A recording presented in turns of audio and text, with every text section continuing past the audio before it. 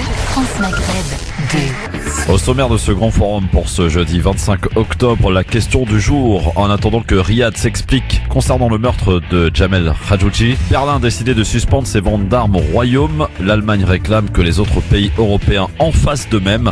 La France doit-elle répondre à cet appel? Selon vous, vous répondez sur Facebook, France Maghreb 2, ainsi que sur Twitter, LGF officiel. L'imposture religieuse au service du politique, un titre bien un indicatif concernant un avis tranché qui sera signé Yasser Louati dans cette émission. Casdal, football, musique et poker sur fond de géopolitique, avis tranché de Mehdi Chebaiki qui sera également présent avec nous sur France Maghreb 2. Invité dans ce grand forum tout à l'heure à 17h30, l'Algérino à l'occasion de son concert qui aura lieu le 31 octobre prochain à l'Olympia et le 3 novembre prochain à Marseille. C'est parti pour votre LGF jusque 18h et pour nous appeler intervenir 01 40 33 9000. Le grand forum, ça s'appelle, oui, c'est l'émission, c'est tous les jours de 16h à 18h. Ravi de vous retrouver, mes amis. Nous sommes jeudi, nous sommes le 25 octobre. Et oui, deux poids lourds sont là, évidemment, à l'image de Yasser Louati. Comme tous les jeudis, c'est Louati. Salut Yasser. Salut Christophe, comment vas-tu? Ça va et toi? Très bien. Il nous prépare un avis tranché, messieurs, dames. Ça va balancer. Tout à l'heure, avec Mehdi Chebaiki qui est avec nous. Salut Mehdi. Salut Christophe. Bonjour mon cher Mehdi. Et puis je vous présente Zaouia Benziad. Bonjour Zaouia. Bonjour. Entouré de grands mâles là, pour le coup. J'ai l'habitude. T'as l'habitude. Oui. Bon, alors Zaouia, comme c'est ta proms aujourd'hui, est-ce que tu peux te présenter un petit peu aux auditrices et aux auditeurs, qui tu es, d'où viens-tu? On veut tout savoir sur toi, ou presque. Bon, je vais être synthétique. Oui. Donc j'ai été militante associative. Il y a 20 ans déjà, j'ai fait des études de sociologie et j'ai travaillé donc à la Ligue de l'enseignement et de l'éducation populaire sur les questions d'échec scolaire et d'insertion sociale. Et ensuite, j'ai travaillé à la CFDT, le syndicat, sur les questions de lutte contre les discriminations. Ah, il y avait de quoi faire là-bas. Complètement. C'est quoi le syndicat d'ailleurs qui a été il y a pas longtemps sous l'actualité avec des révélations qui avaient été faites sur les employés là. Vous vous rappelez, non? C'est quoi le syndicat là? C'est des forces ouvrières. Force ouvrière, voilà. Ah ouais, non, c'était FO, c'était chaud quand même, hein. Ben, c'est pas tout blanc dans les syndicats. Ah ouais? Oui. Même à la CFDT. Même à la CGT. Partout, hein. Oui. Partout. Bon, partout. Tu pas les propos de la CGT, oui, les salles de prière clandestines à Roissy. Oui. Près du micro, cher Yasser, sinon on va pas pouvoir jouir de tes propos. C'est dommage. Oui, donc je parlais en fait du président de la CGT qui avait déclaré qu'ils avaient perdu l'élection, les élections syndicales parce que il y avait des radicalisés musulmans et que les salles de prière clandestines étaient remplies à l'aéroport de Roissy. Et il paraît qu'il y a même des radicalisés au sein de la police qui ont fait un barbecue là. C'est juste cette affaire là. Les policiers radicalisés. C'est à la mode, mais c'est à la mode. C'est à la mode. La merguez C'est vendeur, c'est Qu'est-ce qu'il y a? c'est tendance. Non, je disais, on parle de merguez salafiste. Merguez salafiste, voilà, c'est ça. Ouais, mais c'est un projet, hein, c'est un concept. Bon, toi, vers chez toi, Lyon, c'est les radicalisés, mais de l'extrême droite, par contre, là-bas. Ouais, il y en a pas mal qui ont pris leurs aises dans un quartier lyonnais, mais ça se gérera, ça va se traiter. Ouais, mais c'est de la bonne radicalisation blanche, arrête toi aussi. Ouais, c'est pas pareil, voilà, exactement. C'est pas du communautarisme pour eux.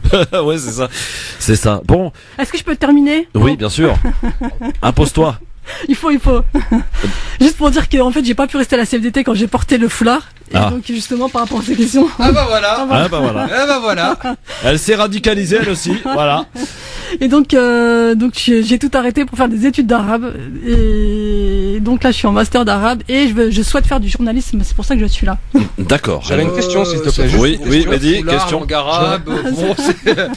Question. J'aurais juste aimé savoir comment est-ce qu'ils t'ont amené ça, c'est-à-dire le fait de lier entre le fait que tu dois partir de la CFDT et le rapport au foulard. Comment t'as présenté ça à la CFDT? Non, ils ont été plus fins que ça. C'était juste que ça devenait compliqué. En fait, ce qu'il faut savoir avec les élus syndicaux, c'est qu'ils sont élus, donc ça les a mis eux-mêmes dans une position difficile.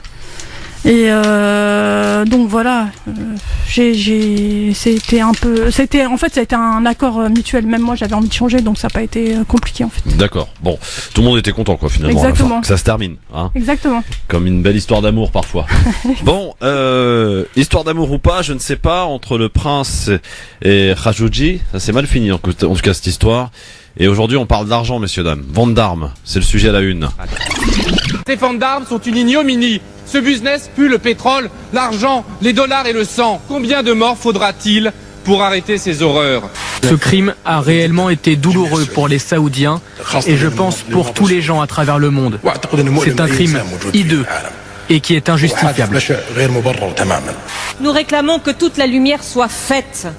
Une fois que la lumière est faite, que les responsabilités soient clairement identifiées. Dans l'hypothèse où la responsabilité de l'Arabie Saoudite est avérée, nous ne pouvons pas être simplement sourds, aveugles à ce que nous faisons et ce que nous vendons a des conséquences. Nous tirerons nos propres conclusions.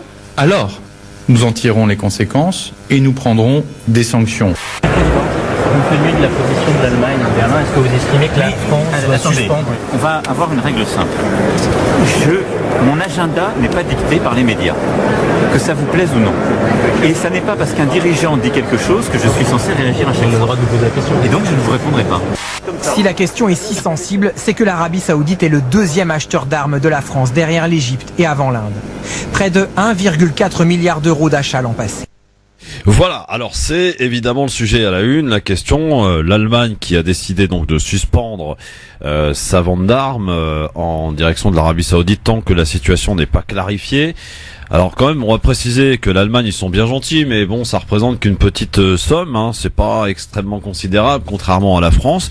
L'Allemagne quand même invite les pays européens, et dont la France bien sûr, à en faire de même, et là on les sent un peu plus embarrassés parce que ça représente évidemment des milliards, les ventes d'armes de la France pour l'Arabie Saoudite. Du coup la question, est-ce que la France doit répondre à l'invitation de l'Allemagne à suspendre pour l'heure et de manière peut-être temporaire ces ventes d'armes en direction de l'Arabie Saoudite tant que les choses ne sont pas claires et tant qu'on n'a pas une petite idée, quoi qu'on en a une petite, mais de ce qui s'est passé concernant le sort de ce journaliste saoudien. La question vous est posée, vous êtes en grande majorité à dire oui, que la France doit répondre à cet appel, 89% sur Facebook France Maghreb 2, 89% idem sur Twitter LGF officiel. Je vous pose la question, monsieur Yasser Louati, la France doit-elle répondre à l'invitation de l'Allemagne ? En fait, moi, ce qui me pose problème dans cette question et comment est-ce que le débat a été légèrement, plutôt lourdement instrumentalisé, c'est que on demande la suspension des livraisons d'armes à l'Arabie Saoudite pour le meurtre odieux de Jamal Khashoggi, la destruction de son corps à la demande du prince Mohammed Ben Salman, mais pas un mot n'est dit lorsqu'il s'agit des milliers de civils bombardés au Yémen, lorsqu'il s'agit des ventes d'armes de la France à Israël, et encore une fois, les ventes d'armes et des moyens d'espionnage et de répression vendus à tous les despotes d'Afrique du Moyen-Orient. Donc moi j'aimerais bien que cette question-là soit posée de manière universelle. La France a-t-elle vocation à soutenir les despotes du monde entier, ou bien est-ce que parce que l'affaire Khashoggi a ébranlé le monde, surtout avec la bestialité avec laquelle il a été tué, on va s'arrêter seulement à l'Arabie Saoudite pour que la France ait une posture temporaire, oui, on va arrêter, mais le business reprendra. Tu fais preuve de naïveté ou quoi, Yasser Louati, aujourd'hui ? Non, pas du tout. La France, et ça a été d'ailleurs dit par quelques membres qui travaillent dans des cabinets bien précieux en France, en disant, oui, il nous arrive pas rarement, souvent, de vendre des armes ou autre chose à des pays peu recommandables. C'est le business, c'est le marché, ça. Exactement. Je trouve que la question que le débat est profondément hypocrite, parce que d'un côté, on brandit les valeurs des Lumières et de je ne sais quoi, et de l'autre, on vend des armes à tout va et des moyens de répression. On n'oublie pas la Tunisie, on n'oublie pas la Libye, on n'oublie pas la Syrie, l'Arabie Saoudite, on n'oublie pas de différentes dictatures africaines. Donc maintenant, c'est que cette question-là se pose, d'accord? Ou sinon, si la France ne veut plus répondre à cette question, dans ce cas-là, qu'elle cesse une bonne fois pour toutes de brandir ces valeurs universelles de droits humains et de je ne sais quoi pour soutenir des despotes d'un côté ou bien en faire tomber d'autres une fois qu'ils se rebiffent. Alors, Mehdi, sur la vente d'armes de la France à destination de l'Arabie Saoudite, ça représente un marché juteux, hein, ils sont le deuxième après les Américains, hein, la France, c'est un marché très important et il y a beaucoup d'argent en jeu là. Il y a énormément d'argent en jeu, mais il y a également énormément d'emplois en jeu, parce que les secteurs de l'armement en France représentent, qu'on le veuille ou non, une niche d'emplois, plusieurs centaines de milliers. Alors j'ai lu des chiffres qui varient entre 100 à 200 000 personnes qui travailleraient de manière directe ou indirecte vis-à-vis de l'industrie de l'armement française. C'est quand même important. Mais au-delà de cela, moi, je voudrais surtout parler du bal des hypocrites auquel on assiste actuellement, et notamment de la part de Madame Merkel, qui là, pour le coup, s'achète une bonne conduite à peu de frais, comme tu l'as dit précédemment. Ben oui, comme tu l'as dit précédemment, l'Arabie Saoudite n'est pas un client de premier choix pour les ventes d'armes allemandes. L'Allemagne, qui vend des armes à de nombreux pays, par ailleurs. Et ce que j'aimerais aussi ajouter, c'est que en faisant cela, elle embête plus la France que l'Arabie Saoudite. L'Arabie Saoudite n'aura aucun mal à se fournir en armement américain, en armement français, en armement de manière déguisée israélien, brésilien, bref, les vendeurs ne manquent pas. Non, ce que veut faire Madame Merkel sur ce coup-là, c'est s'acheter donc une nouvelle vertu en embêtant la France, parce que le fait que la France, enfin que l'Arabie Saoudite soit le deuxième client d'armes de la France, après les Américains. Après les Américains, certes, mais qui est le premier acheteur d'armes français? C'est l'Égypte. Or, qui est-ce qui paye une bonne partie du programme militaire égyptien? C'est l'Arabie Saoudite. Donc, grosso modo, si vous faites, si on fait un embargo sur la vente à l'Arabie Saoudite, forcément, l'Égypte aussi n'achètera plus les armes françaises, étant donné qu'elles sont payées par l'Arabie. Vous voyez ce que je veux dire? Oui. Alors Zaouia, là-dessus, sur l'Arabie Saoudite, sur cette vente d'armes, l'Allemagne, c'est vrai, fanfaronne, parce que c'est pas un marché qui représente beaucoup d'argent, comme vient de le rappeler Mehdi. C'est pas un gros client de l'Arabie Saoudite en tous les cas. C'est facile quand on est dans cette posture-là de dire aux autres avec qui on a des gros contrats, de dire oui, il faut arrêter, il faut avoir une morale, tout ça, machin, truc quoi. Zaouia, là-dessus. Moi, je suis complètement d'accord avec Mehdi et Yasser, c'est qu'on est dans un bal des hypocrites sur ce sujet-là. C'est-à-dire que je suis complètement d'accord avec Yasser, c'est-à-dire que toute l'année on nous parle de droits de l'homme et et en fait on est face à un dictateur impulsif, sanguinaire, qui a dépassé toutes les limites. Et qu'est-ce qu'on parle de vente d'armes en fait, mais c'est pas le sujet en fait, c'est pas le sujet. C'est est-ce qu'on accepte ou pas des dictatures, et si on accepte, qu'on arrête avec les droits de l'homme, qu'on arrête avec. On est dans l'hypocrisie totale. On sait très bien que le business is business. Les journalistes français parlent de réel politique. Donc à un moment donné, il faut arrêter l'hypocrisie en fait. Continuer à faire votre business et arrêter de parler des droits de l'homme en fait. Ouais. Alors sa parole était attendue, cette prise de parole, 3 semaines après le meurtre du journaliste saoudien Jamel Khashoggi au consulat de son pays à Istanbul. Je vous le rappelle, le prince héritier Mohammed Ben Salman s'est exprimé sur le sujet hier, parlant d'incident hideux. Il a assuré que la justice prévaudra dans cette affaire et qu'il n'y aurait pas de rupture des liens avec la Turquie. Alors peut-être réaction, Yasser, sur la première prise de parole attendue de Ben Salman hier. Oui, au-delà de te faire rire. En fait, moi, ce qui m'a le plus révulsé dans cette espèce de volte-face de MBS, c'est que ils ont fait inviter le fils de Jamal Khashoggi. Oui, alors ça c'est terrible, cette image. Elle est terrible.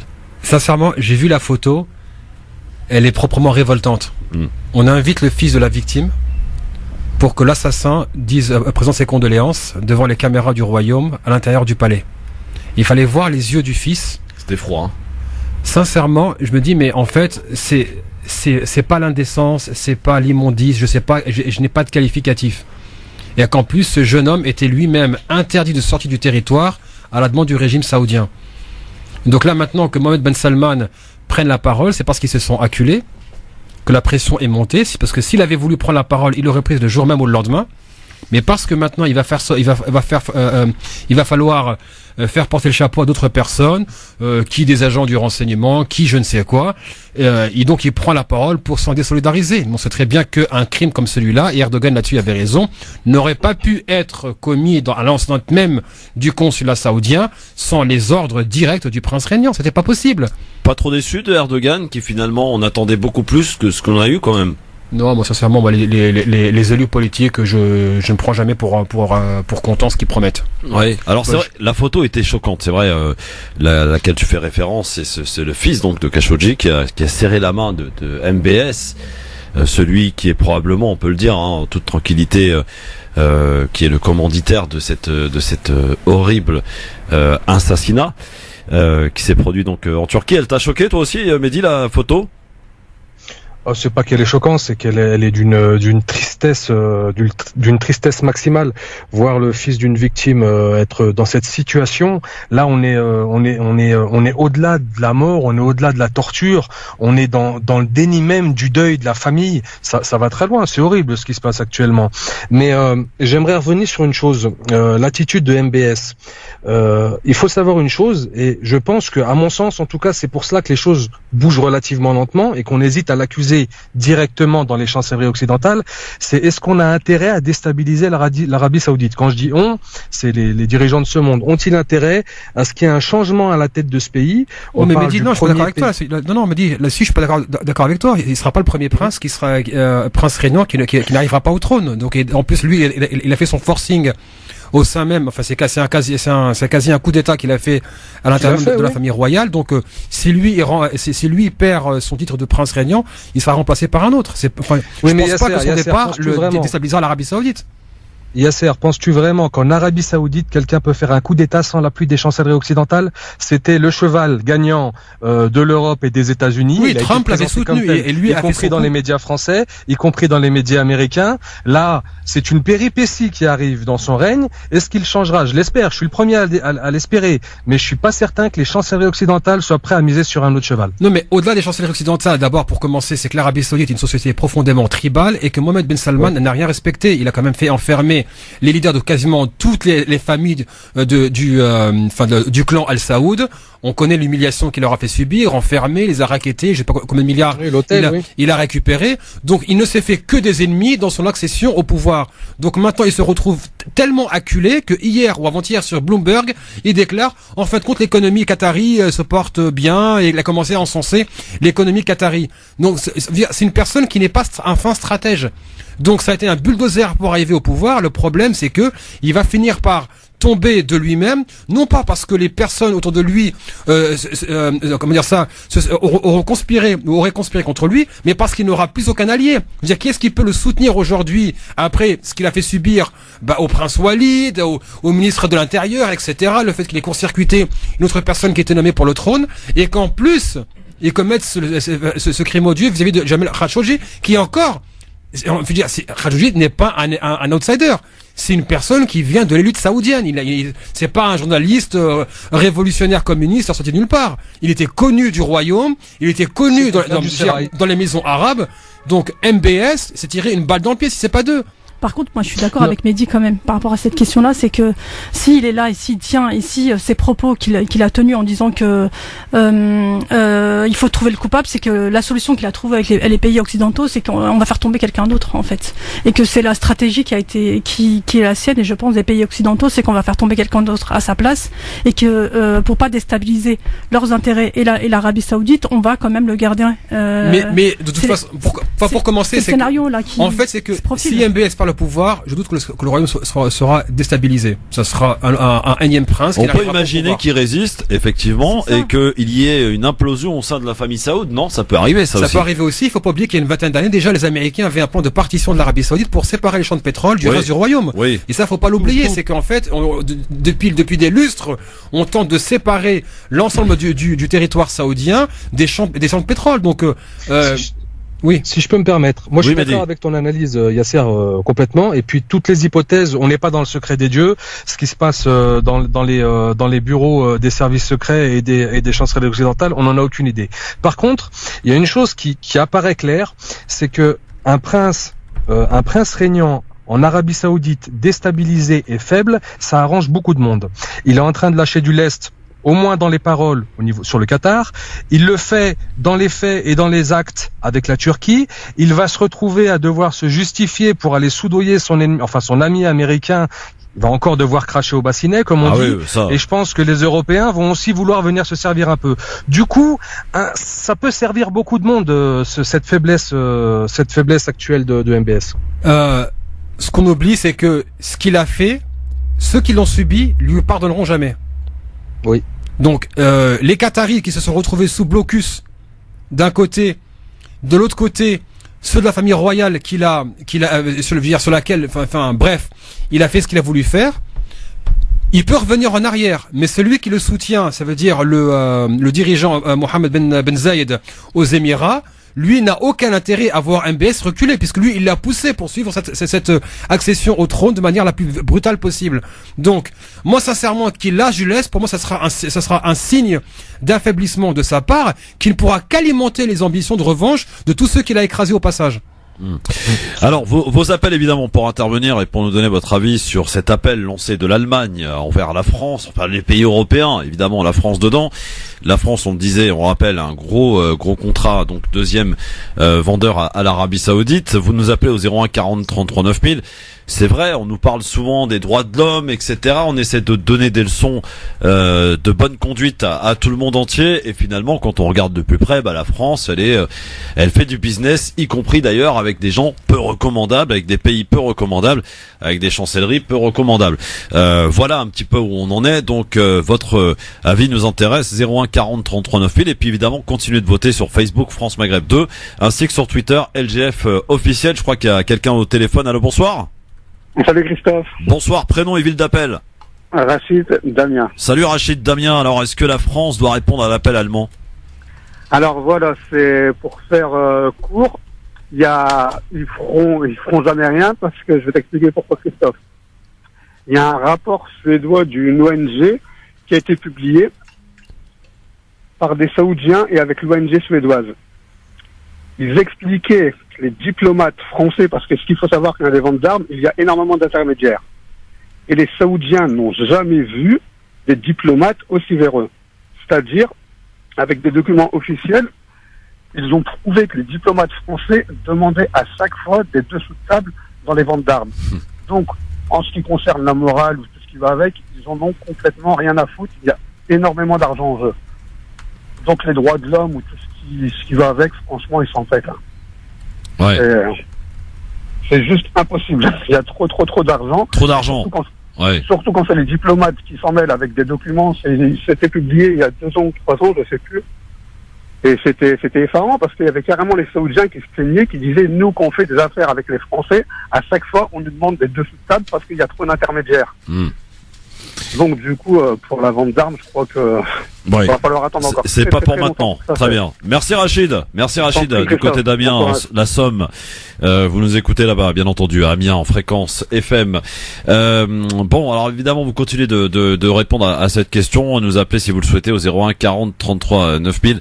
Bien sûr, pour nous donner votre avis sur cette actualité. Alors c'est vrai qu'on a quand même attendu plus de 2 semaines, Yasser, avant que cette affaire éclabousse dans les médias français. C'est quand même hallucinant, hein. Le sentiment d'impunité était tel qu'on n'a pas entendu un mot et que d'un côté non, on sait pas où est le corps, si on sait où est-ce qu'il est. En fait, après c'était un interrogatoire qui aurait mal tourné, puis Trump qui déclare non, c'était une équipe de tueurs. Enfin, je rappelle que les 2 personnes ont été envoyées en jet privé. Pour moi qui m'y connais un petit peu, enfin les avions dans lesquels ils ont volé. Oui, il était pilote d'avion. Notre ami Yasser. Enfin, ça c'est pas important. Non, mais si, il faut le dire. C'est que ils n'ont pas été en compagnie aérienne, c'était des avions qui étaient affrétés. Donc leur immatriculation est connue, et des avions de grand luxe en plus, donc des Gulfstream 4 et 450. Donc dans ce cas-là, moi je me pose la question, qui a financé leur voyage? Nous sommes avec Rachid de Corbeil. Salut Rachid de Corbeil-Essonne. Salut, c'est pour intervenir par rapport à votre question, parce que ça me fait bien rire, moi. Ah bon, pourquoi ça te fait rire, Rachid? Parce qu'on fait passer les Occidentaux pour les gentils de la planète, alors que les plus grands tueurs à gages du monde, c'est eux. On oublie qu'ils ont tué Kadhafi, Saddam Hussein, Thomas Sankara, ou j'en passe des dizaines et des centaines, des milliers.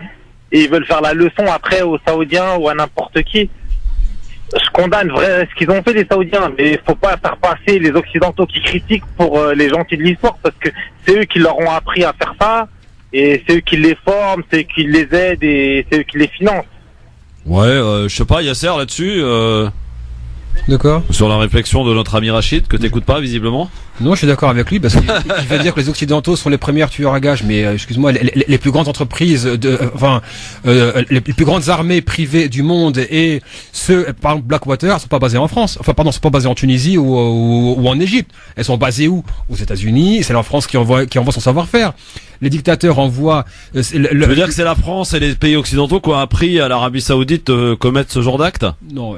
C'est ce que dit Rachid de Corbeil là. Non, ils leur apprennent pas la violence et elle fait partie de l'être humain et elle s'exprime par les différents moyens. Mais par contre, je vais citer Samuel Huntington, il disait que l'Occident, leur service secret, leur armée, c'est qui?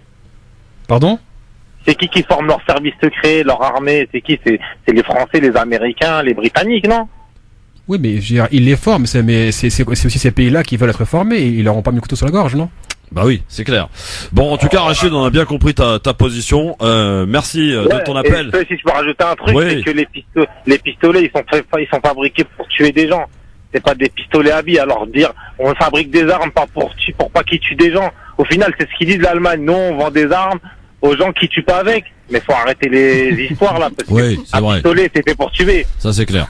Merci Rachid. Si pas de meurtre, faut vendre des pistolets à billes ou faut vendre des pistolets à eau. Voilà, absolument. Quoi qu'avec une bille, des fois on peut blesser. Hein. Salut Rachid. Bon, il est où Mehdi là? Il est là?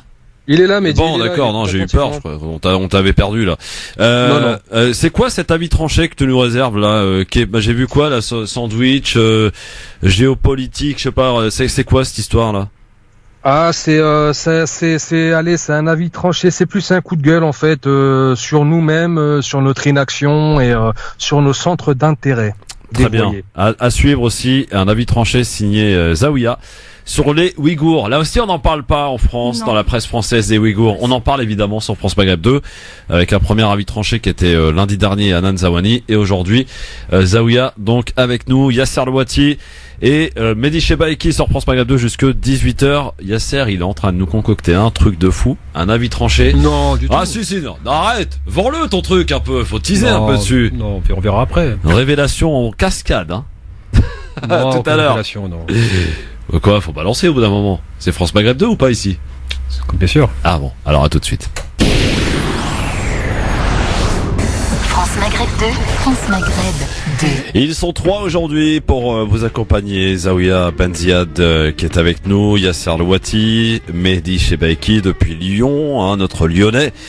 Hein, après, oui, on recrute le France Maghreb 2 qui fait sa tournée de France. Je rappelle évidemment la question du jour à propos de l'Allemagne, donc qui a suspendu la vente d'armes en direction de l'Arabie Saoudite, un petit marché qui invite les autres pays européens, dont la France, à en faire de même. Donc est-ce que la France doit répondre à cet appel? Vous êtes pour l'heure 89% à penser que oui, elle doit le faire. Sur Facebook, France Maghreb 2 pour voter, Twitter, LGF officiel. Dans un peu moins d'une demi-heure, l'Algérino. Vous connaissez l'Algérino? Oui. Ah oui, Zaouia, tu connais l'Algérino? Oui. Oui, bon, il sera avec nous puisque il a un concert là qui se profile à l'horizon pour lui, le concert l'Olympia du 31 octobre et le 3 novembre prochain à Marseille là-bas chez lui au Dôme de Marseille le 3 novembre donc l'Algérino en interview dans le LGF dans quelques minutes donc aux alentours de 17h25 17h30 sur France Maghreb 2. Pour l'heure, on va parler d'un sujet grâce à Zaouia, donc des Ouïghours. Les Ouïghours, on en parle très peu dans les médias français. L'occasion peut-être de faire un point sur ce qui se passe réellement les concernant. Avis tranché, jingle.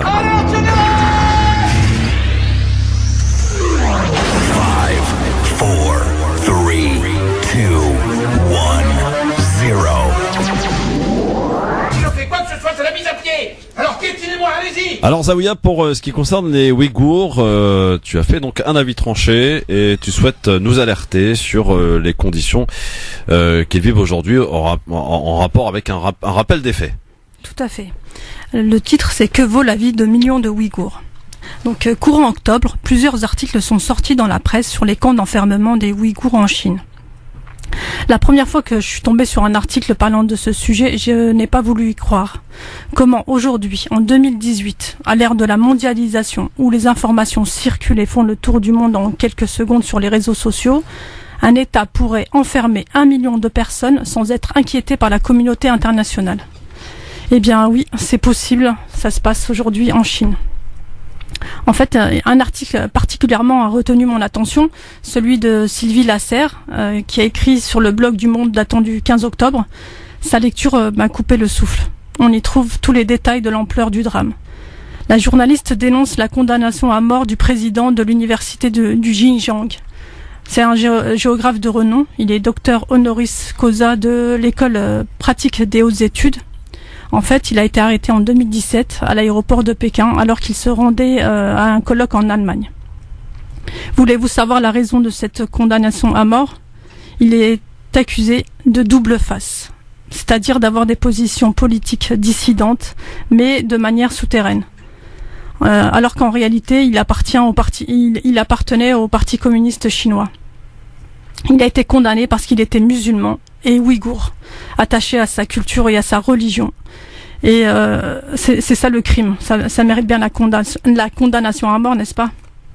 On y apprend aussi dans cet article qu'il n'est pas le seul à être condamné à mort à la peine capitale. De nombreux autres intellectuels ont subi le même sort. Le président de l'université de médecine, le directeur de l'Institut des sciences humaines, le directeur de l'Association pour l'art et la littérature du Xinjiang et vice-président de l'université, des professeurs de littérature, d'anthropologie et d'histoire, des acteurs, des chanteurs, des journalistes, mais aussi des sportifs. Un joueur ouïghour de l'équipe nationale chinoise a disparu et personne n'est épargné. Il faut savoir que depuis fin 2016, Pékin procède à des arrestations massives dans cette région du Xinjiang qui compte 10 millions d'habitants. C'est des Ouïghours et des Kazakhs, donc les habitants sont Ouïghours et Kazakhs, musulmans et turcophones.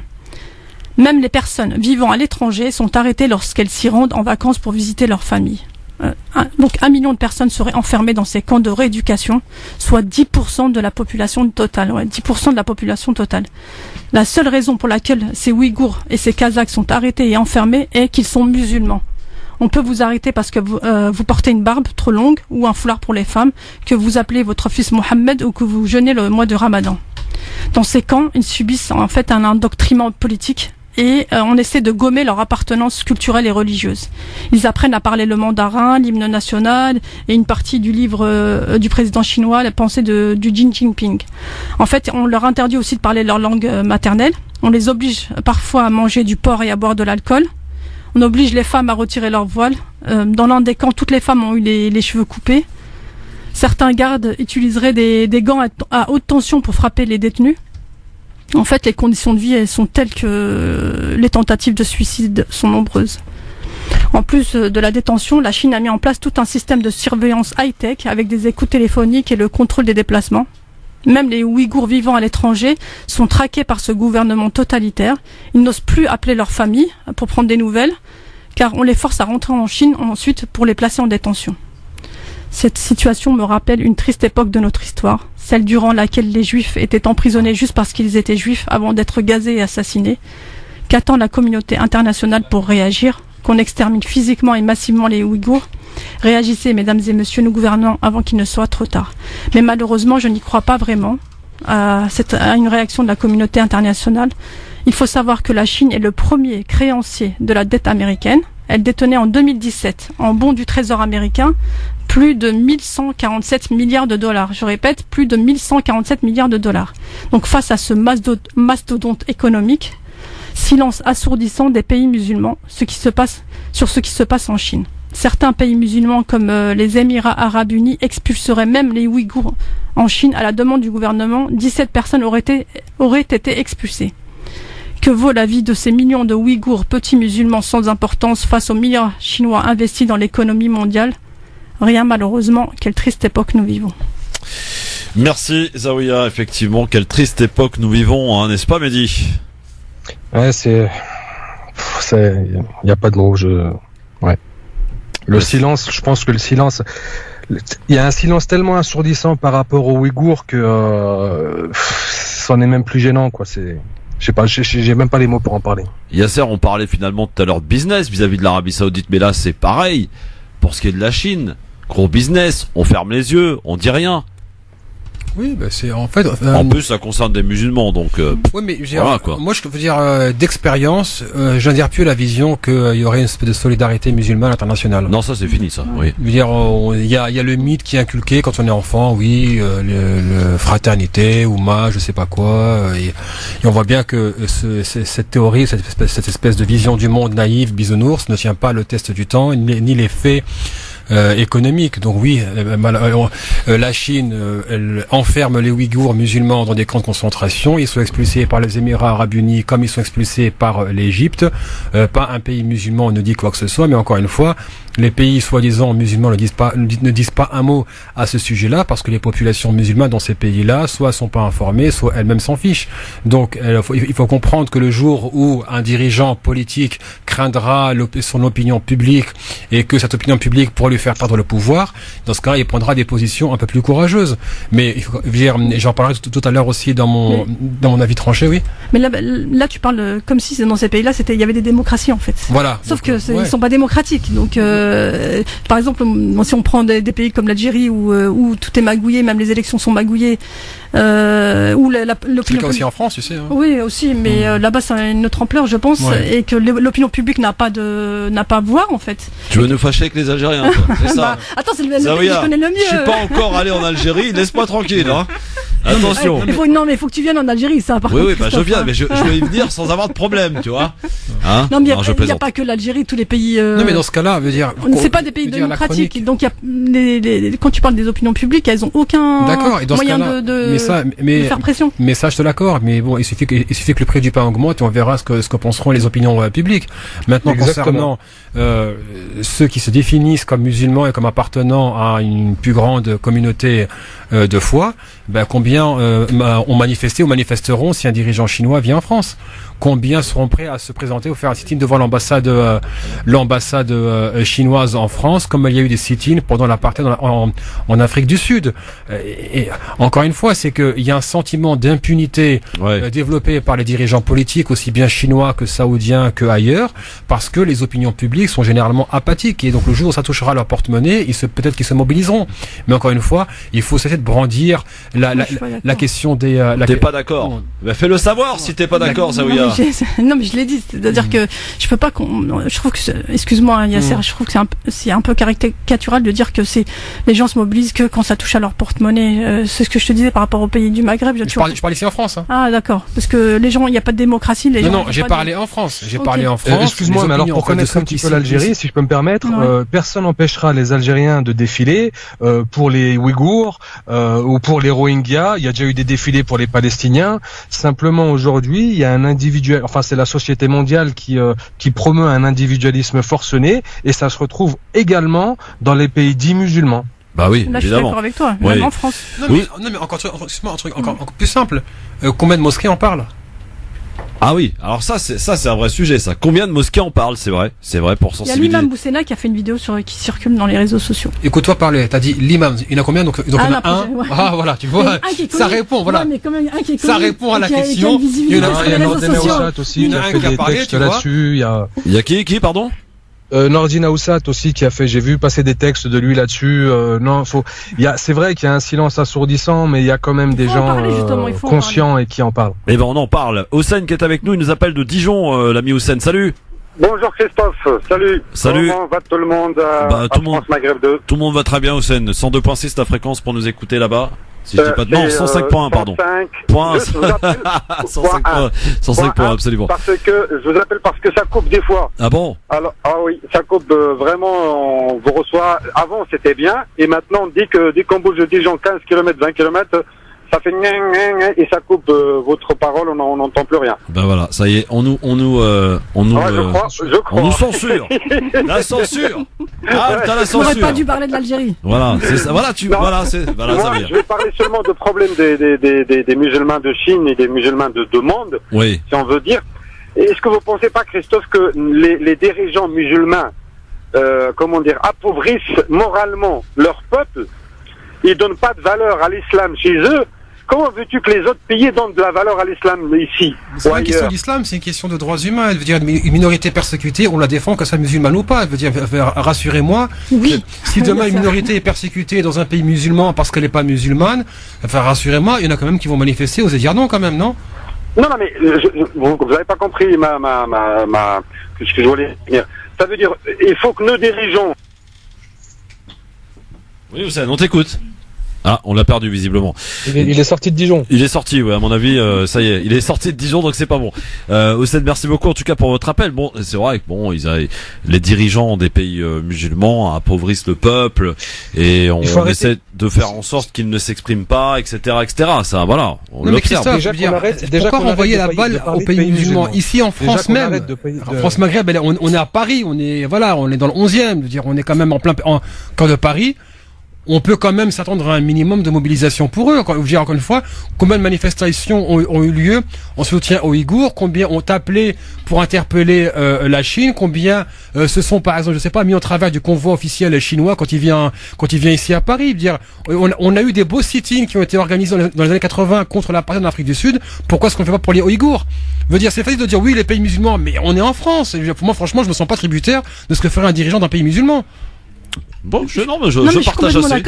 Je suis complètement d'accord. Il faut se mobiliser. Justement, c'est pour ça qu'on en parle aujourd'hui. C'est qu'il y a des choses à faire. Mais regardez aujourd'hui. Moi, je vais vous prendre un exemple concret, les enfants. C'est que pour la Palestine, lorsqu'on est dans une période forte, par exemple 2014 à Gaza, massacre pendant 2 mois, bilan très lourd de 2500 morts, dont 700 enfants. Il a fallu que TF1 diffuse des images de ces enfants assassinés sur la plage à Gaza pour que les gens se bougent et pour qu'on ait au moins plus de 5000 personnes dans les rues de Paris. Aujourd'hui, faites une manifestation sur la Palestine, c'est à peine 50 personnes. Alors au bout d'un moment, faut arrêter l'hypocrisie aussi, les gars. La Palestine, c'est facile de prendre son téléphone, de gueuler, de dénoncer, mais quand il s'agit de se bouger, il y a personne.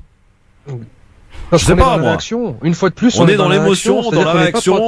Voilà, c'est ça. Toujours à vouloir réagir et à suivre finalement le mouvement. Quand on nous dit de sortir et d'aller manifester, on y va.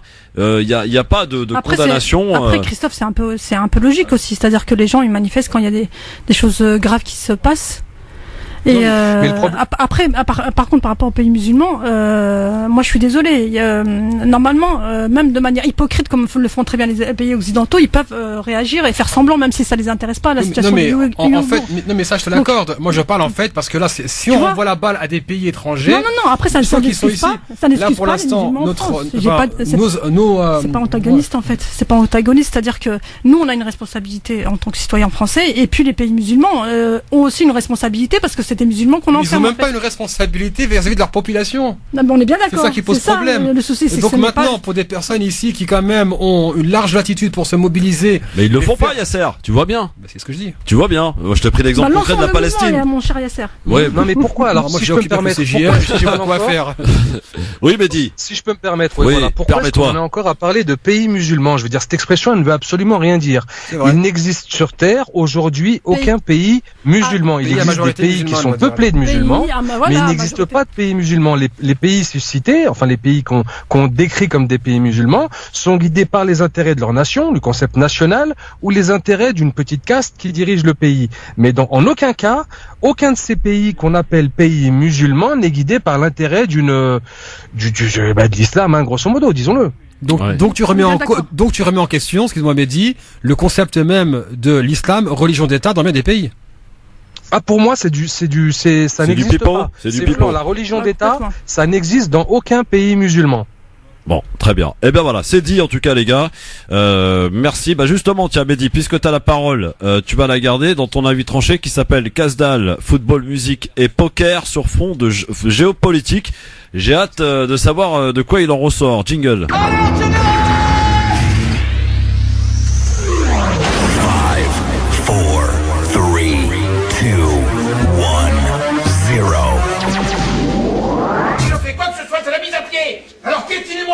J'avoue que depuis que j'ai vu ce titre, ça m'a un peu perturbé, Mehdi Chebaiki, mais totale confiance, je t'écoute. Eh bien écoute Christophe, ce ne sera pas un avis tranché, en tout cas j'espère qu'il sera tranchant. Tranchant comme la siaos d'un boucher légiste. Dormez tranquille les musulmans. Votre mosquée sacrée est gardée par ces gens. Il parle de Tahat Wali el-Amr, qu'il ne faudrait pas aller contre le gouverneur. Tant que ce dernier te laisse prier, tu mets ton front par terre et surtout, tu te tais. Va dire aux Yéménites, va leur dire que leur mort ici vaut pas 3 frites. Ouais, pour nous, hamdoulilah, ça va. La sauce coule à flot sur les tacos du ghetto. Tranchant, comme la faux du parti communiste chinois, s'abattant sur le peuple ouïghour. Votre attention, je vous demande de la concentration pour parler des camps. Des camps où l'on rééduque les esprits. Manger du porc, raser sa barbe, serait-il devenu bon pour le QI? Les rouges veulent rééduquer ces turcophones de l'extrême-orient, quitte à les marier contre leur glé, à leur enlever leur nouveau-né, à effacer leur identité. Eh ben, va leur dire à ces gens qu'ici on est trop occupés. Barça au Real, mon frère, c'est de ça qu'on parle avant et après la mosquée. Tranchant, comme la baïonnette d'un soldat birman, perçant de part en part un Rohingya musulman. Des millions sur les routes, blessés, malades. Désolé les gars, mais vous faites plus la une des pages Facebook. Va falloir augmenter votre souffrance pour qu'on l'entende jusqu'ici en France. C'est pas qu'on est sourd. C'est juste qu'on n'a pas fini de commémorer les morts de Hallyday et d'Aznavour. Tranchant, comme un mur de séparation israélien au milieu du verger d'un paysan palestinien. Comme la machette d'un milicien centrafricain. Tranchant comme un poignard dans le sable du nord malien. Tranchant comme le destin du peuple syrien. Tranchant comme les ambitions d'un général libyen. Alors, Harry, la carte de la Hijra, on dirait qu'elle a sacrément rétréci. Tranchant comme la une du Point, de l'Express ou de Valeurs Actuelles, où on insulte ta sœur, ton père, ta mère. Mais toi, tu bougeras pas. Tu bougeras seulement si les gars d'un autre quartier, d'une autre cité, se mettent à te manquer de respect. Beaucoup de bonhommes, mais très peu d'hommes dans cette communauté. Les derniers des derniers. Si on jouait au poker, ça ferait un bail qu'on se serait fait plumer. Malgré ce triste constat, tant qu'il y a de la vie, il y a de l'espoir. Et il faut construire ici pour agir là-bas. Les leaders existent et se démènent, mais tels des généraux sans armée, leur action demeure limitée. Alors prêtons main forte à ceux qui construisent, à ceux qui se battent. Économie, politique, faut arrêter de mettre des seaux sous les fuites. Et même si ça paraît dur, on doit prendre l'échelle sociale et monter réparer la toiture. Alors là, je sais pas ce qu'en pensent Yasser et Zaouia, mais franchement pas mal. Hein. Pas mal du tout, hein. Très tranchant. Hein. Yasser, c'est très joli. toi qui as l'habitude de faire des avis tranchés depuis des années, t'es un petit peu le l'ancien du groupe. Yasser, alors tu valides ou pas? Je valide à deux reprises même. À 2 reprises. Bon, parfait Neddy. Franchement, alors là, au top, mon gars, bravo. J'espère surtout que ça a parlé, quoi, et que voilà, c'est juste pour dire que voilà, il faut parler, c'est bien, manifester, c'est bien, mais tant qu'on construit pas ici, on peut pas agir là-bas, c'est pas la peine. Et là, on parlait justement des faiblesses de notre communauté. Il est temps que au moins une partie d'entre elles, une partie seulement, mais une minorité active, se mette derrière des gens comme Yasser, derrière plein de gens, parce qu'il n'y a pas que Yasser, mais Yasser fait du bon boulot. Il y a d'autres gens qui font du bon boulot au niveau politique, au niveau associatif, et qui font essayer de bouger les lignes. Et tant qu'on soutiendra pas ces gens-là, tant qu'on n'ira pas dans leur sens, ce sera que des paroles en l'air de parler de ces misères.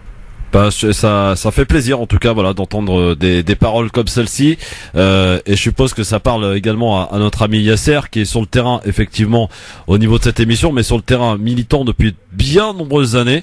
Yasser, c'est vrai que t'es un militant. Le militantisme aujourd'hui, ça paye pas, hein, voilà, clairement, ça rapporte pas, ou si ce n'est que des problèmes peut-être. Mais tu continues, tu lâches pas, et parce que tu y crois, tu crois en ce que tu fais et en ce que tu proposes au travers notamment de l'action du CJL. C'est le comité Justice et Liberté pour tous que tu as monté, et que j'invite tous les auditeurs et auditrices à se rapprocher, avec un excellent article d'ailleurs, où tu balances sur la mairie du 20e notamment. Enfin, c'est pas moi, c'est un journaliste d'investigation qui travaille avec nous, qui mène une enquête depuis 4 mois et qui est allé de surprise en surprise. Et oui, on a publié 2 papiers, on en a encore 3 en attente. Il y en a 2 sur justement le management par la terreur et le racisme à la mairie du 20e. Oui, donc ça promet en tout cas. Et Yasser Louati également avec un avis tranché qui arrive, ça s'appelle l'imposture religieuse au service du politique. Là aussi ça va être sympathique, et vous allez pouvoir évidemment nous appeler juste derrière pour réagir à ces 3 avis tranchés. Nos chroniqueurs sont dans le move aujourd'hui avec leur sujet, avec leurs avis tranchés. Mais dans un instant, messieurs dames, on fait une petite pause musicale puisque nous accueillons l'Algérino, le rappeur, qui sera lui en concert, le Marseillais qui sera en concert donc à Paris à l'Olympia le 31 octobre donc prochain, ainsi que le 3 novembre à Marseille au Dôme. Marseille ce soir qui va devoir faire face, et là je parle de foot, à la Lazio de Rome. Ce qui va vraiment pas être facile pour Marseille en tout cas. Avant la déculottée prévue pour dimanche, le rendez-vous est pris. Paris va gagner. Paris va faire sensation au Vélodrome dimanche soir. Bonne soirée à tous, merci d'être avec nous. Le grand forum il est là, avec Yasser Louati, avec Zaouia Ben Ziad et Mehdi Chebaiki, notre Lyonnais préféré. À tout de suite. L'Algérino, voilà, belle rencontre, un gars super sympa, simple et tout, qui me donne rendez-vous donc à Paris et Marseille. Il passe pas vers chez toi, Mehdi, désolé, il passe pas à Lyon, voilà. Bon. Inadmissible. C'est inadmissible, ouais, absolument. En tout cas, le 31 octobre, on sera là, on y va, en masse d'ailleurs, l'équipe, voire l'Algérino. Bon, juste le fait qu'ils voient une victoire marseillaise dimanche, bon là je pense qu'il manque beaucoup d'objectivité et de lucidité, mais on a l'habitude, à mon avis, chez les supporters marseillais, c'est comme ça, de toute façon, ils ont l'impression, en ayant gagné une seule Coupe d'Europe, un petit peu entaché de quelques doutes, que ils ont gagné toutes les coupes du monde depuis sa création. Donc vous voyez un petit peu dans quelle objectivité se trouvent les supporters marseillais. Mais bon, ceci était en placé maintenant. On va passer maintenant à tout à fait autre chose avec quelqu'un d'objectif, de lucide. En tout cas, lorsqu'il parle pas de foot, Yasser Louati. T'es prêt, mon ami Yasser? Vas-y, on peut aller. T'es prêt? Ça y est, t'es chaud, là, t'es patate. Bon, c'est bon. Alors c'est parti. On y va pour l'avis tranché, donc direction un sujet qui nous intéresse, qui vous intéresse, j'en suis sûr. Et vous allez pouvoir d'ailleurs nous appeler, hein. Écoutez bien, réagissez juste derrière en nous appelant au 01 40 33 9000, soyez attentifs. C'est l'avis tranché de Yasser Louati, jingle.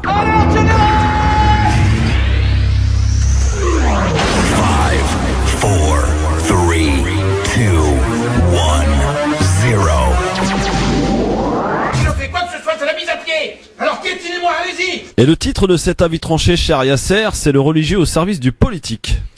Ouais, l'imposture religieuse au service du politique. Alors mon ami Christophe, j'étais encore étudiant lorsque George W. Bush avait décidé d'envahir l'Irak en déclarant, je cite, « Dieu m'a ordonné de mettre un terme à la tyrannie en Irak ». Fin de citation. Se confiant au pasteur Pat Robertson, il aurait déclaré qu'il envahirait l'Irak sans faire de victimes. On connaît la suite. Le même pasteur Pat Robertson qui auparavant avait soutenu le terrorisme des milices d'extrême droite au Nicaragua, les fameux Contras, et leurs exactions commises contre les populations civiles avec le soutien actif de l'administration Reagan. Mais ce Pat Robertson n'est pas le seul à avoir offert une caution religieuse à des campagnes de violence politique, qu'elles soient menées par un État ou des groupes terroristes. À titre d'exemple, le rabbin Shmuel Eliyahu avait demandé à ce que les combattants israéliens achèvent les Palestiniens blessés et, pour ajouter monstruosité à l'infamie, avait conseillé à ses soldats de s'adonner au viol tant qu'il s'agit, je cite, de femmes non juives. À l'autre bout de la planète, ce sont des moines bouddhistes menés par Ashin Wiratu qui appellent au meurtre des musulmans rohingyas en Birmanie, au point d'en avoir fait la minorité la plus persécutée au monde. Le pouvoir politique a toujours eu besoin d'une caution religieuse pour faire taire toute critique provenant des communautés religieuses. Le judaïsme ou la foi chrétienne dévoyée pour justifier et accompagner les ambitions criminelles des dirigeants israéliens, américains ou français ne sont pas les seuls. Alors que le monde est révulsé par l'assassinat du journaliste Jamal Khashoggi et la destruction de son corps à la demande de Mohammed bin Salman, voilà que les dignitaires religieux se sont précipités pour soit justifier sa décapitation, soit pour empêcher toute critique du prince régnant. Ainsi, Abdelrahman al-Soudaïs, imam de la Mecque, rien que ça, qui après avoir déclaré que Trump est en train de mener le monde vers la paix, s'est précipité pour faire taire toute critique envers MBS, prétendant qu'une campagne de désinformation avait été lancée contre le royaume et que, non je ne plaisante pas, il fallait faire confiance au prince régnant. Idem pour Aïd al-Qarni, prédicateur parmi les prédicateurs qui depuis des années se répand sur les chaînes pour prêcher la morale et la vertu, n'a pas hésité à publier une déclaration au régime saoudien promettant la lutte avec l'âme et le sang pour protéger le royaume contre les jaloux. Fin de citation. La liste est longue et elle s'est encore allongée par le silence de bien des figures de ce qu'on appelle l'islam de France ces dernières semaines qui, encore une fois, se sont fait remarquer par leur silence face aux exactions commises par le régime saoudien depuis un moment au Yémen, mais surtout au lendemain de l'assassinat de Jamal Khashoggi. Je m'adresse à eux en disant, beaucoup d'entre vous ont pris la pancarte « Je suis Charlie pour plaire à la bourgeoisie blanche en 2015 », alors que vous n'aviez pas à le faire. Brandirez-vous aujourd'hui « Je suis Khashoggi » en sa mémoire et mettrez-vous en pratique la morale supérieure que vous prétendez détenir. Oserez-vous dire, pas en notre nom, pas au nom de l'islam, même lorsqu'il s'agit de soi-disant ou du soi-disant gardien des deux lieux saints de l'islam. Oserez-vous dénoncer le soutien de l'imam de la Mecque à Donald Trump? Oserez-vous dénoncer la connivence entre le régime saoudien et le néo-nazi Steve Bannon qui a piloté la campagne islamophobe de Trump? Non, il n'y a aucune solidarité à exprimer avec un régime qui alimente l'islamophobie ici et ailleurs et se cache derrière ses propres imams et prédicateurs pour faire taire toute critique. Nous concernons encore une fois ici en France. Qui a oublié la prise de position du Mufti al-Azhar al-Tantawi qui, à la demande de Nicolas Sarkozy, avait émis sa fameuse fatwa contre le port du foulard en France? Qui a oublié la réception accordée à Marine Le Pen dans son bureau par celui qui a suivi al-Tantawi al-Azhar? Qui a oublié les déclarations de Mohamed al-Issa, secrétaire général de la Ligue islamique mondiale basée à Jeddah, qui, sans avoir la moindre idée de ce que vivent les femmes de confession musulmane en France et leur lutte menée pour pouvoir s'habiller comme elles le souhaitent, et sans avoir la moindre compréhension de ce que veut dire la laïcité, est venu ici même à Paris déclarer que les femmes françaises musulmanes doivent se découvrir et se soumettre aux lois islamophobes. On parle donc au nom des musulmans, mais on les jette sous la guillotine de l'extrême droite occidentale lorsque cette dernière a des intérêts convergents avec les despotes qui gangrènent le monde musulman. Ces prises de position au nom de la religion et au service du régime en place illustrent bien que les intérêts des personnalités religieuses payées par un régime vont à l'encontre des populations qui subissent les tyrannies de ces différents régimes. Alors je m'adresse à ceux qui ambitionnent de parler au nom de ceux qu'on appelle les musulmans en France et à ceux qui le font déjà. Combien d'entre vous refuseront de s'asseoir à la table des despotes ou de leurs émissaires en soutien et en la mémoire de leurs victimes? Combien de mosquées seraient prêtes à refuser d'accueillir les émissaires du consulat saoudien? Je connais la réponse. À la mosquée, on accueille tout le monde. On ne fait pas de politique. Dans ce cas, cesserez-vous d'accueillir les préfets? Cesserez-vous d'accueillir les maires? Cesserez-vous d'accueillir les candidats aux élections municipales qui approchent? Avoir peur est pardonnable, mais être un lâche doublé d'un imposteur est proprement inacceptable, surtout lorsqu'on est dépositaire d'une autorité religieuse et qu'en plus on abuse de la faiblesse des fidèles et de leur confiance. Quelle différence y a-t-il entre un imam qui justifie les exactions commises contre les populations civiles en Égypte ou au Yémen, un rabbin qui justifie les exactions commises contre les civils en Palestine ou le viol de femmes non juives, ou un prêtre qui déclare dans l'enceinte de sa paroisse qu'il faut bombarder tel ou tel musulman, tel ou tel pays musulman, ou encore un moine bouddhiste qui incite au meurtre de musulmans en Birmanie? Non, absolument aucune. Je doute que Dieu ait une quelconque sympathie pour les criminels et un quelconque respect pour les imposteurs qui les soutiennent. Mais si Dieu est au-dessus de ces impostures, quelle est donc la responsabilité de ceux qui voient l'injustice et préfèrent se taire? Pour terminer, si le plus grand des combats est de dire une parole juste face à un tyran, qu'attendez-vous donc pour parler? Merci Yasser Louati pour cet avis tranché. Voilà, un bel avis tranché. Mehdi? Sur toute la ligne, là franchement Yasser, voilà, il amène les arguments, il amène les noms, parce que c'est vrai qu'il y a tellement, on a tellement de tartuffes qui disent s'occuper de notre religion, de notre communauté, mais qui ne sont là que pour leurs intérêts et puis pour avoir une part de gratin, que c'en est désolant. Et là, voilà, résumer tout cela et condenser tout cela dans un avis tranché, c'est superbe. Voilà, merci en tout cas Yasser, vous pouvez réagir dans un instant bien sûr sur France Maghreb 2, amis auditrices, auditeurs, juste le temps pour nous d'aller faire, parce qu'il se passe des choses quand même, et à la télé, à la radio, et on aime bien comme ça jeter un petit œil, une petite oreille sur ce qui se passe, histoire de ne pas louper les meilleurs moments de ce que l'on a pu entendre, voir ou louper à la télé, à la radio. C'est parti pour le zapping. Allô quoi. C'est comme si je te dis t'es une fille, t'as pas de cheveux. Par exemple, dans ce collège à Creil, 3 jeunes filles musulmanes. Elle n'est pas voilée parce qu'elle est libre. C'est ça la République. Aujourd'hui, on a des branleuses à 12 ans qui vous donnent des leçons. Il y a des nègres américains qui étaient pour l'esclavage. Elles sont l'étendard du pouvoir religieux. On va dormir pendant au moins 24 heures. Je suis pas venue ici pour souffrir, ok?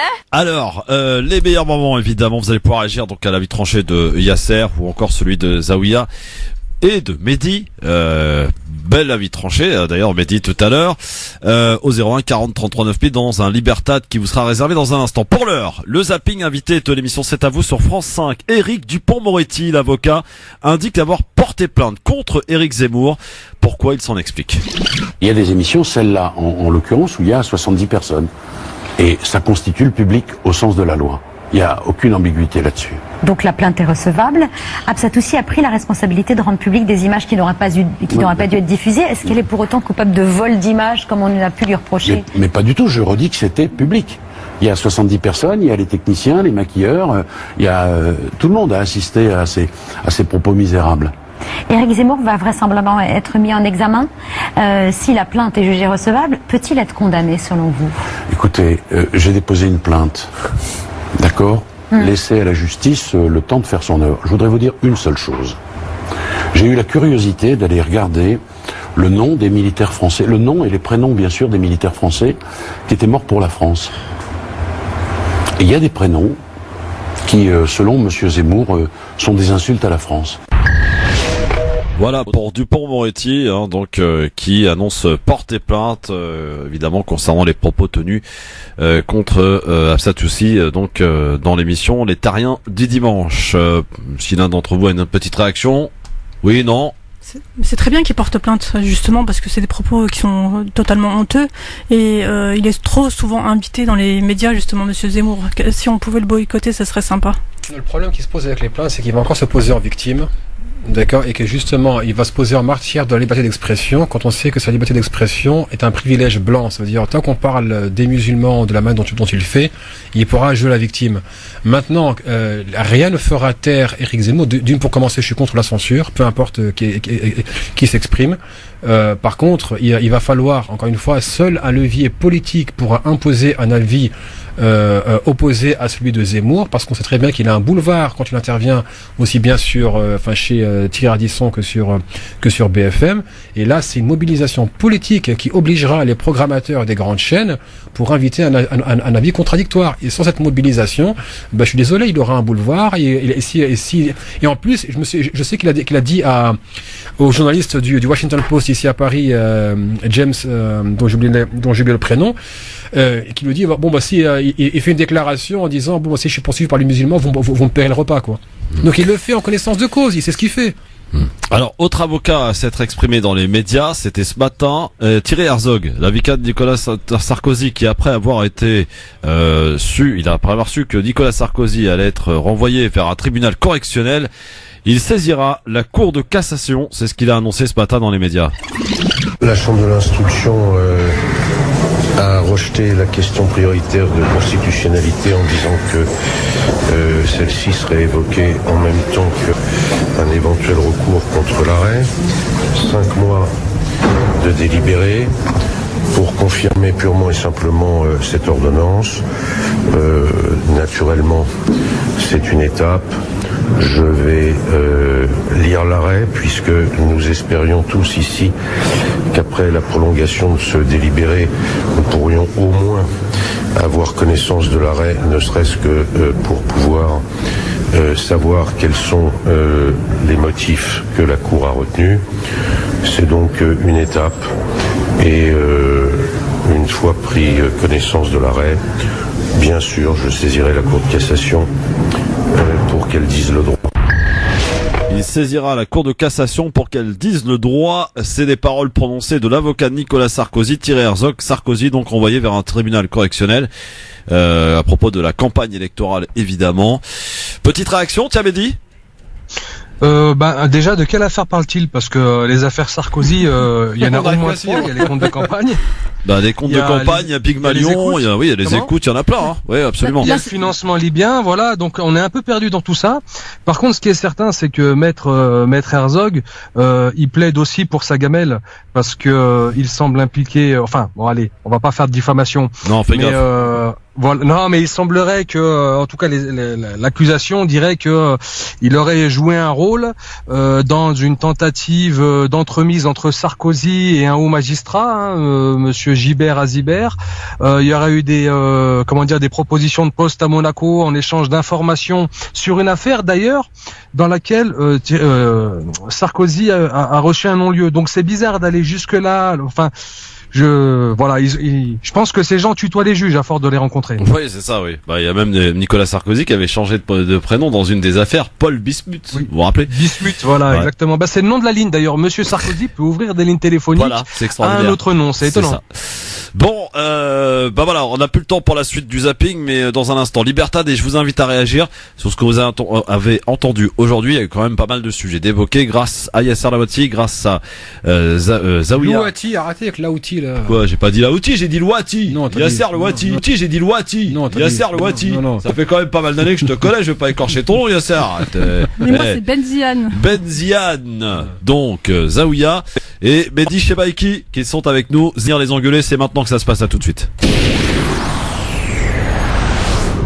France Maghreb 2, France Maghreb 2. LGF, le grand forum. Allez, c'est parti pour un bon Libertad avec Zaouia Benziane qui est avec nous, Yasser Louati et Mehdi Chebaiki sur France Maghreb 2.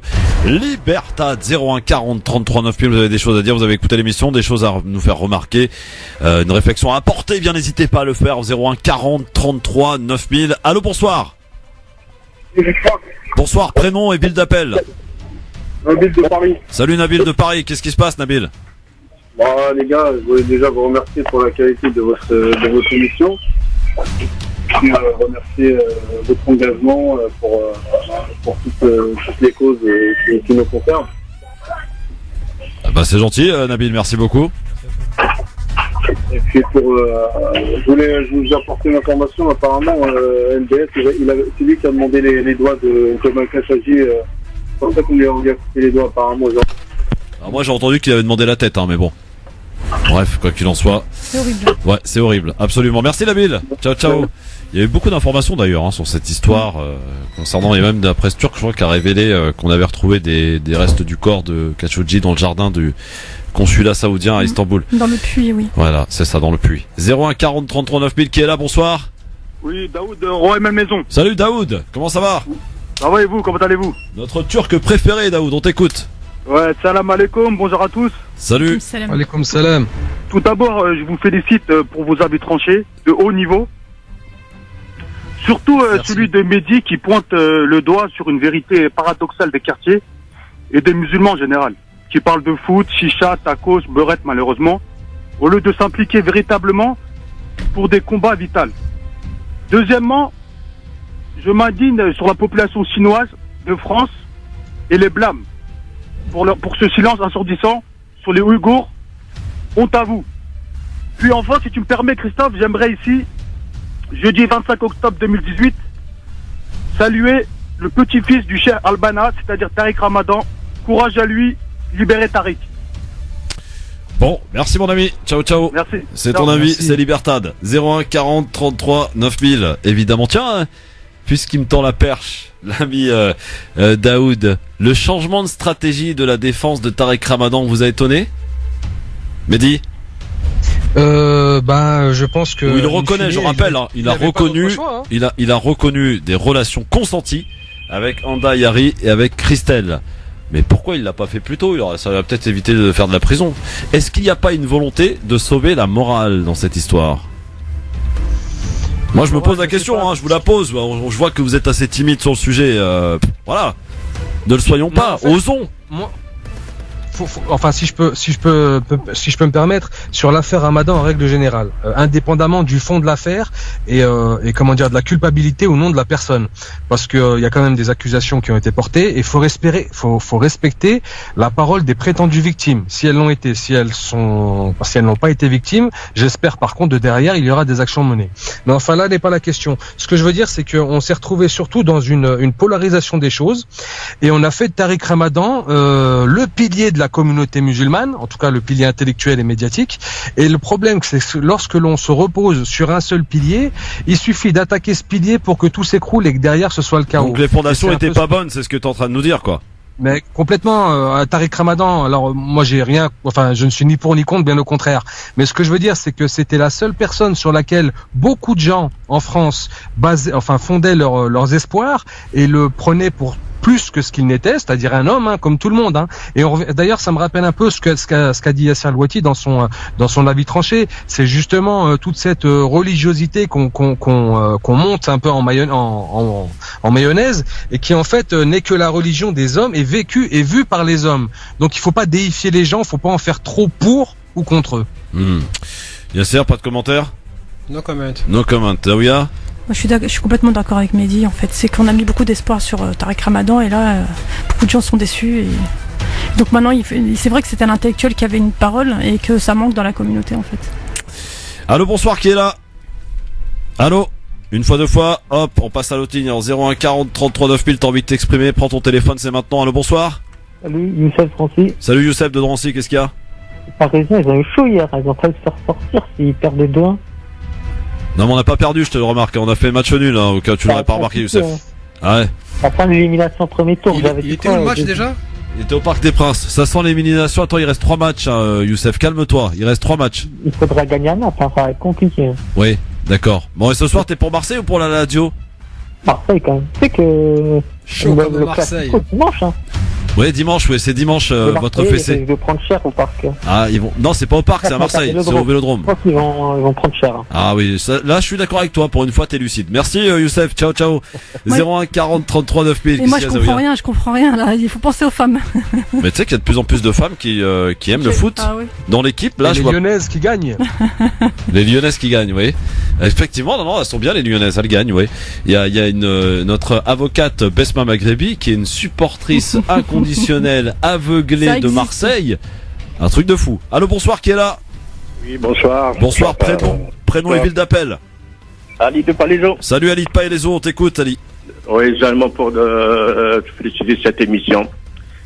Et puis seulement pour vous dire coucou, c'est tout.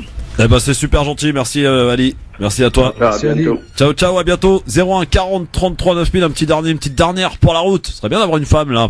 Je trouve très peu active, mesdames, là, aujourd'hui. Qu'est-ce qui se passe? 01 40 33 9000, évidemment, pour vous exprimer, où que vous soyez. Dijon, Marseille, Clermont-Ferrand et partout ailleurs en France, vous nous écoutez, bien sûr, sur les différentes villes. Par le biais aussi de l'application, n'hésitez pas à la télécharger, l'application France Maghreb 2. Alors, bonsoir, qui est là?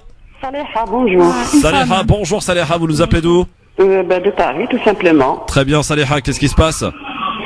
Oui, baissez la radio, Saléha, oh là, il y a un retour de ouf, là. Complètement. Ah oui, oui. J'aurais pas voilà, 2 secondes. Oui, alors je disais, il y a 2 choses. Vous avez parlé de Tariq Ramadan et vous avez dit que vous êtes déçu. Je vois pas pourquoi déçu. Tariq Ramadan, de toute façon, il a voulu peut-être aller jusque loin pour voir. Quand même, il faut revenir en arrière. Et il y avait une cabale depuis très très longtemps, une cabale d'une communauté organisée qui veulent sa peau. Il y a des années, si vous avez suivi, des années, c'est pas d'aujourd'hui, par tous les moyens. Aujourd'hui, bien sûr, ils ont cherché la petite bête et je vois pas. La petite bête, c'est quand même vous avez dit que pourquoi il l'a pas dit, parce qu'il voulait y aller jusqu'au bout pour voir cette cabale où. Ouais, Saléha, je vous trouve, excusez-moi, hein, avec tout le respect que je vous dois, je vous trouve extrêmement naïve, hein, franchement. Non, je suis désolé, oui. Ben, écoutez, ça c'est mon opinion. Après, c'est votre opinion, bien sûr, c'est votre opinion, on la respecte, voilà, on l'écoute. Oui, mais écoutez, oui, mais est-ce que vous avez suivi depuis des années, mais des bien sûr, années, attendez, avant voilà. même les élections de madame, Sarkozy, ça fait 20 ans qu'on le connaît. Derrière lui, on faisait tous les moyens pour lui barrer le chemin. Est-ce que vous vous rappelez donc de la perte parce qu'il allait enseigner justement en Amérique, ils ont tout fait pour justement le casser. Aujourd'hui, plus ou moins, ils sont arrivés. Et en plus, c'est consenti. Je suis désolée, c'est consenti. Donc, où est-ce qu'il y a le viol, là? Il n'y a pas de viol. Ah, ça, c'est autre chose. Oui, alors, on ne vole pas une femme de 50 ans. C'est pas une Saléha, c'est pas ça qui est gênant. Pourquoi on va à l'hôtel? Saléha, la question qui se pose, c'est pourquoi avoir nié tout au long de ces mois des relations consenties et l'avouer seulement maintenant? Voilà, c'est ça la question. Et alors? Bah, je sais pas, moi, et alors? Comment ça, et alors? Et je pensais en plus que les salafistes ne vont pas aux hôtels. Bon, allez, on va à l'hôtel. Pourquoi faire? On va à l'hôtel, pourquoi faire? Donc, voilà. Et moi, je l'ai entendu, cette femme, l'ex-salafiste, ou elle est toujours salafiste, peu importe, qu'elle disait qu'elle était violée, qu'elle était traumatisée, et que l'hôtel n'a rien entendu. Que les personnes de l'hôtel n'ont rien entendu. J'ai une question, franchement, c'est gros. Madame, j'ai une question juste. Saléha, écoutez-nous. Saléha. Et d'autre part, je passe à l'autre chose. Non, vous passez pas à autre chose. Vous allez répondre juste à la question qu'Yasser Louati souhaite vous poser, Saléha. Pardon? Yasser Louati souhaite vous poser une question, si vous permettez. D'accord. Bonsoir, madame. On connaît un peu le personnage public qui a déclaré des choses, puis qui est revenu sur ses paroles, etc. Mais bon, quand Tariq Ramadan reconnaît des relations avec cette femme-là, qu'est-ce qu'on fait? Pardon, j'ai pas entendu. Lorsque Tariq Ramadan reconnaît avoir eu des relations extra-conjugales, qu'est-ce qu'on fait? Ben oui, c'est consenti parce que tout à ils ont dit. Oui, mais madame, extra-conjugal, ce mec a passé sa vie à prôner la bonne morale. Oui, mais excusez-moi, il y a. Ça vous gêne pas, ça, les rats? C'est ça qui est extraordinaire. Et en français, on dit, fais ce que je dis, mais pas ce que je fais. D'accord. Ok, dans ce cas-là, ok, c'est plausible et c'est entendable. Merci beaucoup, Zahera, en tout cas, pour votre appel. Vous fermez les boutiques. Non, mais pourquoi tu serais plus pondéré, Yasser? Je vois pas pourquoi. Non, c'est moi, c'est Mehdi qui. Ah, pardon, non, Mehdi. simplement parce que voilà, ces histoires conjugales. Si on fait pas de Tariq Ramadan le héros de toute une communauté, on reconnaît que c'est simplement un homme, qu'il ait eu des histoires extra-conjugales, si on regarde lui, sa femme et ses maîtresses présumées. Non, mais tu peux pas dire ça parce que ce mec-là ce monsieur a passé sa vie et sa carrière en tant que prédicateur, intellectuel, etc., à prêcher la bonne parole. Moi, j'ai une question, Mehdi. J'ai une question. Si c'était une femme qui avait été accusée, comme Tariq Ramadan est accusé, est-ce qu'elle aurait été défendue? J'espère. Bah non, on aurait défendu par qui? Bah comme Tariq Ramadan est défendu aujourd'hui. Par une équipe organisée si elle avait été au niveau de Tariq Ramadan. On aurait dit que c'est une prostituée si elle avait reconnu 5 affaires extra-conjugales, si elle avait reconnu avoir une relation consentante avec un fan, j'en sais rien. On aurait dit que c'était une fille facile pour faire ça. Voilà. Ouais, c'est vrai. Mais c'est pas parce qu'on aurait dégradé l'honneur d'une femme qu'il faut dégrader. Enfin, bon, allez, c'est vrai que c'est compliqué. Non, mais là, il t'a mis dans la merde, là. Avoue-le quand même, Mehdi. Non, pas du tout, mais disons que là, il me faudrait au moins 5 minutes pour oui, mais on les a plus, les 5 minutes, on est déjà en retard, en tout cas. Bon, voilà. Merci beaucoup à tous les trois. Zawiya, merci beaucoup. Mon cher Mehdi, bravo. Ça va être dur de faire encore mieux la prochaine fois pour la vie tranchée, hein, mon pote. T'as mis le niveau très haut, là. Oh, pas avant un an. il bafouille. Non, maintenant ça y est, t'as lancé le tempo. Merci beaucoup, Yasser. Jeudi prochain, non, il y a pas de loti jeudi prochain, parce que jeudi prochain c'est férié, c'est 1er novembre, on n'est pas là nous. Ah je ferai mon émission tout seul alors. Voilà, c'est ça. Demain, Sofiane Nekdari et Tarek Mami, on recevra Youssef N'Di sur France Maghreb 2. Bonne soirée à tous, merci de votre fidélité. Dans un instant, Medjed et sa bonne humeur légendaire. À tout de suite.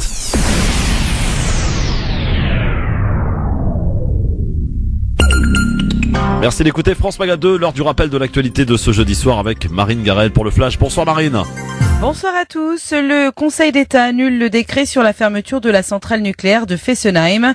Pour la plus haute juridiction administrative, l'État a grillé les étapes. Le décret a été pris avant même qu'EDF ne demande la fermeture de Fessenheim. Le gouvernement va devoir prendre un nouveau décret pour fermer la plus vieille centrale française encore en activité. Le chômage de nouveau en légère hausse au 3e trimestre 2018, selon les chiffres publiés ce midi par Pôle emploi. C'est le 2e trimestre consécutif de hausse et il y a plusieurs indicateurs inquiétants. Plus 0,5%, c'est la progression moyenne du nombre de chômeurs sans aucun travail sur les mois de juillet, août et septembre en France métropolitaine. Ça représente 16 300 personnes de plus inscrites dans cette catégorie A. Si l'on raisonne sur un an, la tendance s'avère meilleure puisque Pôle emploi enregistre une baisse de 1,2%. Le ministre de l'Intérieur souhaite une remise à plat du plan d'action contre les bandes. Christophe Castaner veut l'instauration de référents sur ce problème dans chaque commissariat. Également une cartographie de ces groupes, cage d'escalier par cage d'escalier. Réaction après la mort de plusieurs adolescents ces derniers jours après l'affrontement de bandes rivales. Aux États-Unis, 2 nouveaux colis suspects adressés à des opposants à Donald Trump. L'un a été découvert ce matin à New York, au bureau d'une société de production, confondée par l'acteur Robert De Niro. Des démineurs ont emporté ce colis pour l'analyser. L'autre paquet suspect a été adressé à l'ancien vice-président démocrate de Joe Biden. Littérature et le Grand Prix du roman de l'Académie française est décerné à Camille Pascal pour son premier roman L'été des 4 rois paru chez Plon. Et puis les coureurs sont prévenus, l'édition 2019 du Tour de France fera la part belle à la montagne. 30 cols et côtes sont au programme. C'est un record. Le parcours de la 106e édition fait près de 3500 km. Il compte 21 étapes. Départ de Bruxelles le 6 juillet, arrivée sur les Champs-Élysées le 28. France Maghreb 2, service, info, musique, divertissement. France Maghreb 2. France Maghreb.